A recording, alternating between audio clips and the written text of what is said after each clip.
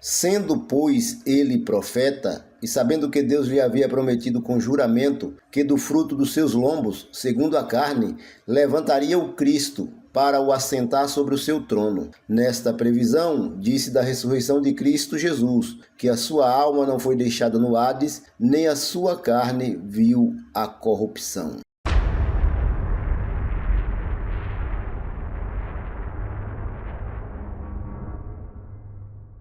Eu sou o pastor Gilvaí de Oliveira e você está no canal Apocalipse Now. Seja bem-vindo ao canal Apocalipse Now. Se não for inscrito, já vai me ajudando aí. Se inscreve, deixa o seu like para que haja engajamento do vídeo, acione as notificações e principalmente compartilhe este vídeo com o máximo de pessoas que você puder. O tema deste vídeo é o Pentecoste, ontem e hoje.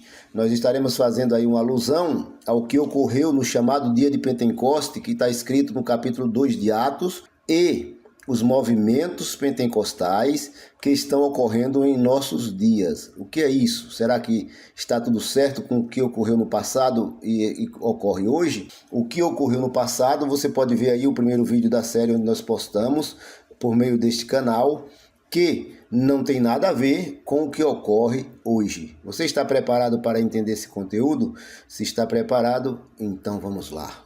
Pedro, porém, pondo-se em pé com os 11, levantou a voz e disse-lhes: varões judeus, e todos os que habitais em Jerusalém, sejai-vos isto notório e escutai as minhas palavras. Veja, o apóstolo Pedro, nesta palavra que ele ministrou, ele conseguiu adquirir ou ganhar quase 3.000 almas para o reino de Deus. Os apóstolos estavam encurralados dentro de uma sala que a Bíblia chama de cenáculo, quando o Espírito de Deus desceu e manifestou na vida deles. Então, eles criaram coragem e saíram de dentro deste cenáculo para propagarem o Evangelho. Como mencionei no vídeo anterior, é necessário que a pessoa entenda que o que houve ali foi a manifestação do Espírito Santo e que chamou a atenção daquelas pessoas que estavam participando da festa do Pentecoste lá em Israel.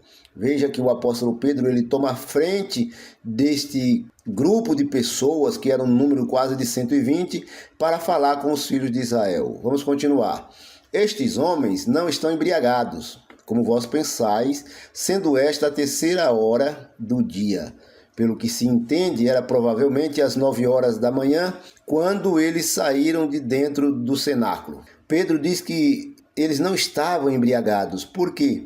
Pensou-se que essa fala que eles estavam pronunciando na sua própria língua era um sinal de embriaguez. Eu não posso acreditar nisso. Eu não posso defender isso e também não posso dizer que isto é real. Por quê? Porque não havia embriaguez nenhuma. O que havia era a ação do Espírito de Deus na vida dessas pessoas. Então, o apóstolo Pedro continuou no seu discurso, mas isto é o que foi dito pelo profeta Joel. Então, ele faz uma citação do Antigo Testamento, o que foi dito por Joel. O que foi que Joel disse, pastor Gilvaí?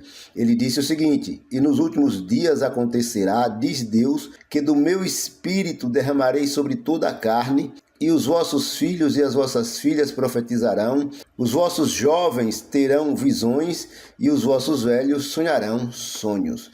Estes eventos que Pedro enumera, veja que ele diz que é nos últimos dias. O texto está nos dizendo isso. Então, os últimos dias, para todo efeito, começa lá no dia de Pentecoste.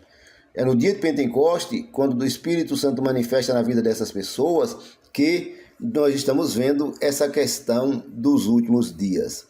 E o que tem a ver esta previsão que o apóstolo Pedro diz que é um cumprimento profético com o que ocorre hoje? Eu vou deixar aí 2 pequenos vídeos para que vocês possam fazer a alusão.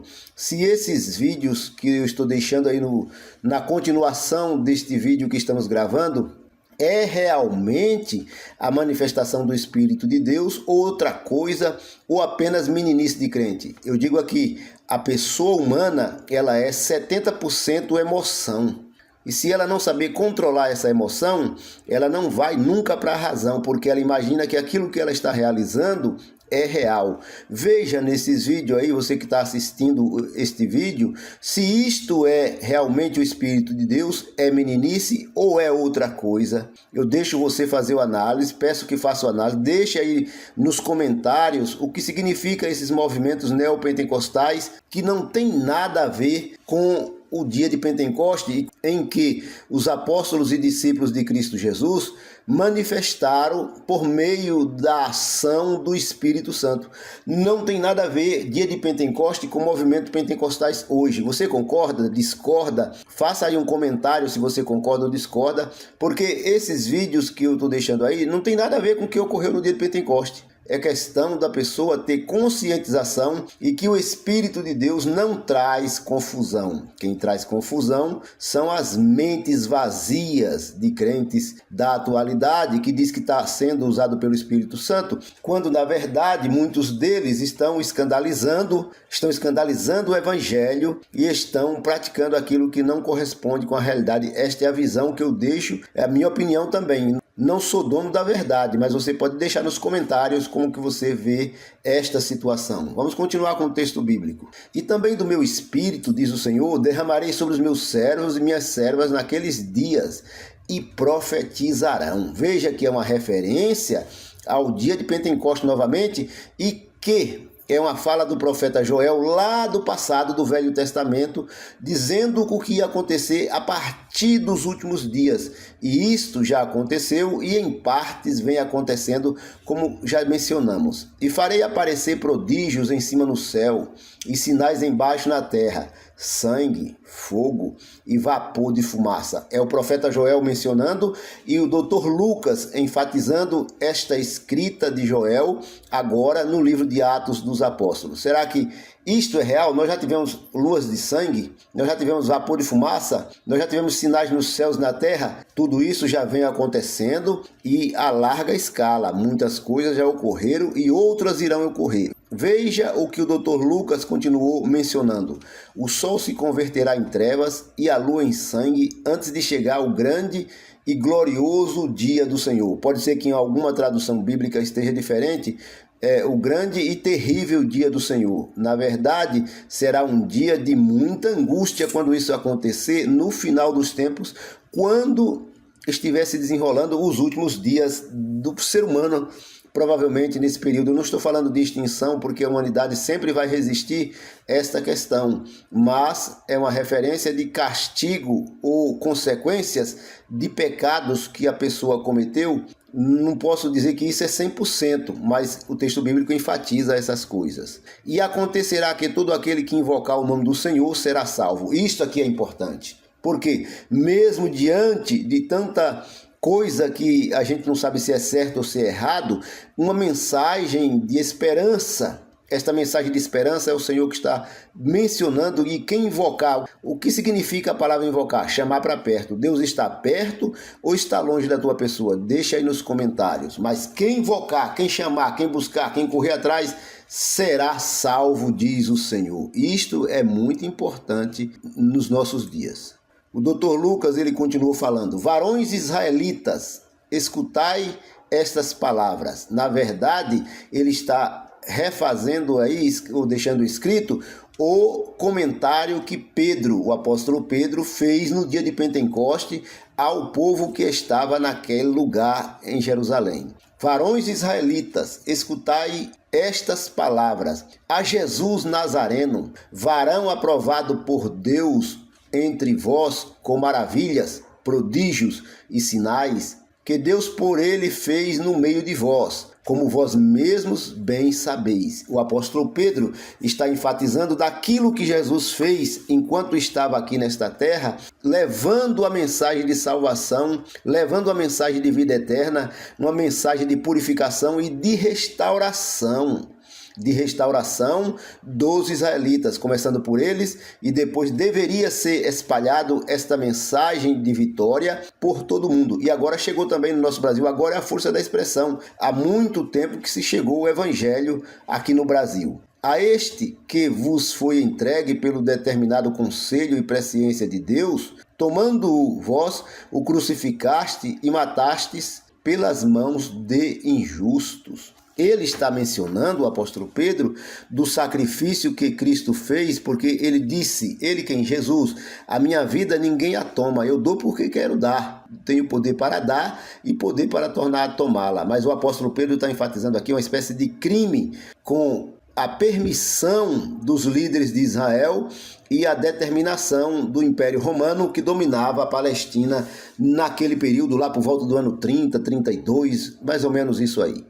Então o apóstolo Pedro está enfatizando um crime. Depois ele menciona, ao qual Deus o ressuscitou, soltando as ânsias da morte, pois não era possível que ele fosse retido pela morte. Não tinha condição nenhuma da morte reter ou não deixar que Jesus voltasse à vida, porque ele é o autor da vida. Quem, pastor? Jesus de Nazaré. Ele é o autor da vida, ele é Deus de eternidade a eternidade. Então, isto não seria possível, em hipótese alguma, que a morte viesse reter esse Jesus de Nazaré, que é o Salvador da humanidade. Porque dele disse Davi. Veja que ele vai reprisar uma fala de Davi nos Salmos, ou Salmo 10 ou Salmo 16. Mas se eu estiver errado qual salmo, você me desculpa aí, tá? Não estou com esse salmo aqui na mente, não. Porque dele disse Davi, sempre via diante de mim o Senhor, porque está à minha direita, para que eu não seja comovido. Fala de proteção, né? Uma fala de proteção, que o Senhor está perto daquele que o teme, daquele que o guarda os seus mandamentos, daquele que quer viver uma vida eterna, mas sem enrolação. O salmista Davi está sempre dizendo, o Senhor está perto dessas pessoas, inclusive dele próprio. Por isso se alegrou meu coração e a minha língua exaltou, e ainda a minha carne há de repousar em esperança. O que significa isso? Isso significa que Jesus morreu, foi sepultado, mas ao terceiro dia ele ressuscitou, a sua carne não viu a corrupção, ou seja, não houve putrefação da carne ou dos órgãos que estão no corpo humano. Quando se fala de Cristo Jesus, não houve putrefação do corpo do Mestre. Ele ressuscitou. Por quê? Porque ele é o autor da vida. Ele é o doador da vida eterna para aqueles que o buscar. Você concorda comigo? Deixa aí nos comentários que vai ser muito importante os teus comentários para a resolução desta ideia bíblica. Por isso se alegrou meu coração e a minha língua exaltou, e ainda na minha carne há de repousar em esperança.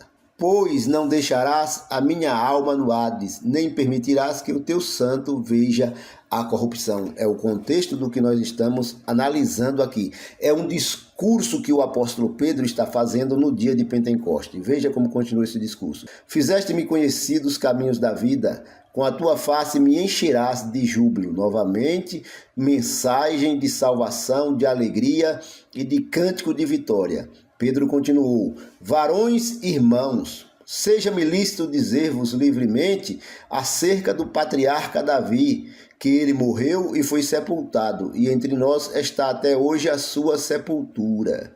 Sendo, pois, ele profeta, e sabendo que Deus lhe havia prometido com juramento que do fruto dos seus lombos, segundo a carne, levantaria o Cristo, para o assentar sobre o seu trono.